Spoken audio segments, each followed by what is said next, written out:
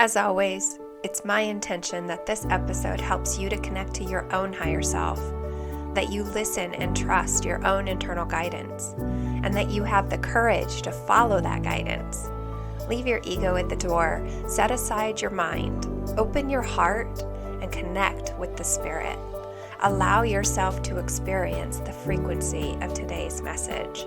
I'm Stephanie Zumwalt, and this is the Higher Self Connection. Welcome, everybody. Thanks so much for joining me today. I'm feeling guided to speak on the divine feminine energy. This is something that a lot of spiritual women speak on, and I feel like it kind of gets exploited, honestly. I also I see women call themselves a divine feminine, but then not act in alignment with that title. And so I want to give clarity on what is a divine feminine. And the reason why I'm having this come up for me right now is because that is the energy. It's the energy of this new moon that's coming. This new moon is supporting us with stepping into our divine feminine energy. And I feel that so strongly. I'm being called to embody this energy and speak on it. And I just had a phone call with a girlfriend of mine that was talking about some of the traits of unconscious men, I guess I could say, men that have a wandering eye or that, are unconscious. They just don't understand that what they're doing is minimizing their women or showing a lack of honesty, lack of integrity, loose boundaries, lack of self-control when it comes to desires and things like that. And she kind of explained her perspective as, that's just what we have to put up with, and the message came so strongly for me that it's a standard that you set. We set the standard of what we will and will not tolerate in our life. And it was interesting that she and I had this conversation because she's known me for so long. I've known her for most of my adult life. In fact, my first child, she was there, and that was much longer ago than I even want to admit. It doesn't seem possible, but it was a long time ago. So she's seen me progress. She's seen the transformation in me. She has seen me in relationships where I really did not value myself, and I really did not have high standards. I didn't even question. I don't know. I didn't even consider what my standards were. I was so interested in seeking approval and making sure everybody liked me, and my behavior was out of alignment with somebody that would consider herself now to be a divine feminine. And so I'm grateful for the opportunity to have this perspective. I'm grateful to be able to look back on my experience and see how I have changed my life. And I think that's important for people that listen to me to know as well. I think sometimes it can be assumed that because I have clarity or awareness, or I articulate things the way that I do, that I have just been an intelligent person all my life, or that I never had to struggle. And it's quite the opposite. Most people that find this type of perspective found it from being in total darkness. I had a lot of traumatic experiences in my life, and I really had to light my own path. I always have had a glimmer of hope in my soul that was calling me. And with each traumatic experience, I can look back and see how I was being gifted an opportunity of enlightenment or awakening, and denied that until it got to a point where it was unavoidable. I absolutely had to, it happened for me. The awakening happened for me. And so I see so many women talk about being a divine feminine, and yet they are still acting in ways where they try to control the outcome of things, or they try to influence, and that is coming from the ego.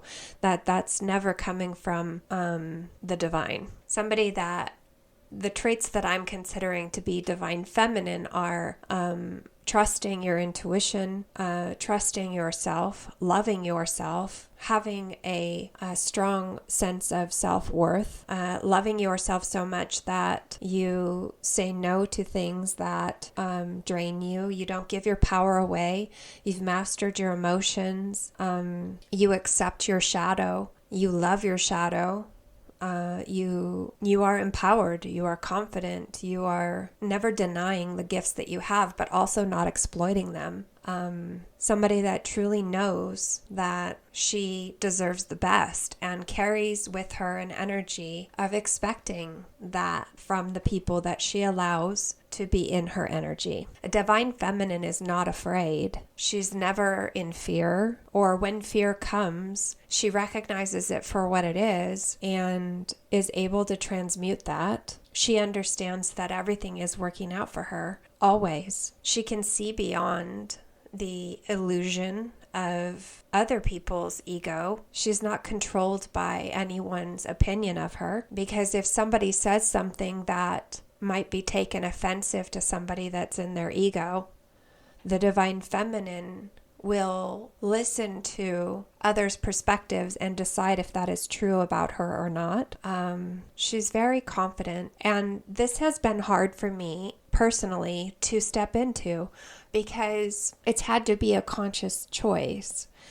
There's a tendency, I've had a tendency in my past to be self-sacrificing, so much so that I deny myself the ownership of my own gifts. And divine feminine are very gifted, and I am accepting that I am a divine feminine. And I don't say that to gain status. I don't say that to make myself special in anyone's eyes. People's opinions are not my concern. My only concern is for my belief and in the way that I view myself and the way that I value myself. But it has been a struggle to own that energy. And the divine feminine must embody that energy. Otherwise, it's just a title. It's just I think Margaret Thatcher said once that if you have to tell people you're powerful, then you're not. I think it's more about having the energy. And so trying to remember who you are in this energy, or trying to accept who you are in this energy, but also keeping a balance of grace and humility is really the key, I think.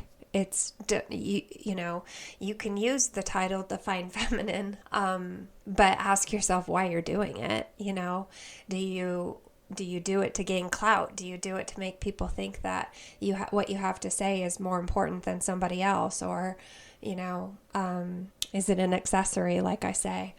A lot of spirituality that's out there on social media is designed to be a marketing ploy and to make you think that these people are indoctrinated in some way. And a lot of the teachers that truly have come through the fire don't market themselves that way. There's always contrast.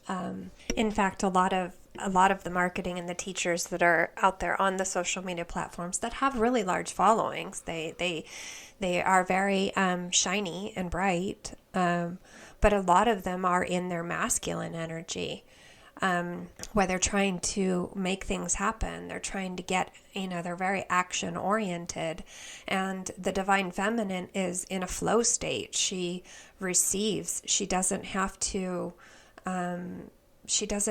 do any of that kind of action. She's mastered the art of being, and she knows when to take inspired action and when to wait. That's it, She uses her energy and her intuition to guide her. She also uses her energy and intuition to attract. She's not out there trying to make things happen. That's the masculine energy. And we do need to have a healthy balance. But there is a point of transcendence also with the divine feminine because she knows that she is the flower and the bees come to her. She also knows that when she is in selfless service to Source or God, that then all of her needs emotionally and materially will be met. There is no trying to figure out how to make money doing this, or how to turn my purpose into a job, or how to turn my mission into a job. It's more about allowing Source to direct her, to guide her, to put her where she needs to be, and her material needs are met. That's where her power is. The divine feminine receives from the 5D, from the guides, the universe, angels, ancestors, and ascended masters, all of those. She receives information from them to lead the path, but the masculine is the one that creates a safe environment for her to do so.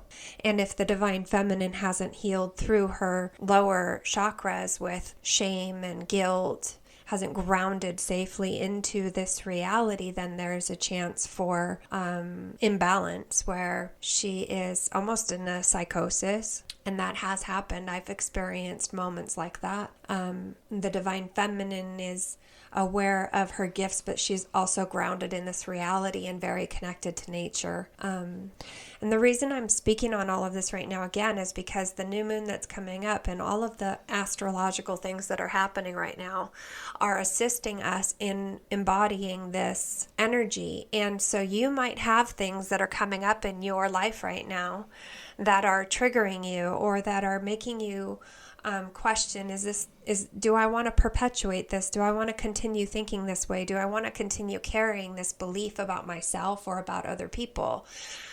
You might have things that are upsetting to you that are coming up. The energy might just feel off to you. And it is really truly there to assist you in becoming the divine feminine. And everything that happens is assisting you to be the greatest version of yourself that you can be. Never look at triggers or shadows as something to be shameful of or something to wish away. It's all valuable information for your own spiritual progression. So it doesn't matter where you are right now in your life. Maybe you're in a relationship and you have a gut feeling that, like, it just doesn't, I don't know about this guy. He says one thing, but he does another, or I just have an off feeling about it. Your gut is probably correct. Start trying to trust what you're receiving. If nothing else, do not deny what you're receiving. What happens if you trust that? What does your life look like if you start trusting your intuition? It's important for us as women to start really learning what our internal guidance sounds like, because we are meant to start shifting this world. And I don't mean like in a way where we hate men. I mean in a way where we are calling men up to us energetically, where we're not tolerating that behavior anymore of the unconscious behavior. We're not tolerating that anymore. We expect better now. And when we expect better, men will rise to the occasion. We don't want to hate on them. We don't want to punish them. It's nothing has gone wrong here. Everybody is exactly where they're meant to be, and they're learning what they're meant to be learning. And everybody is really just trying to do the best that they can do anyway.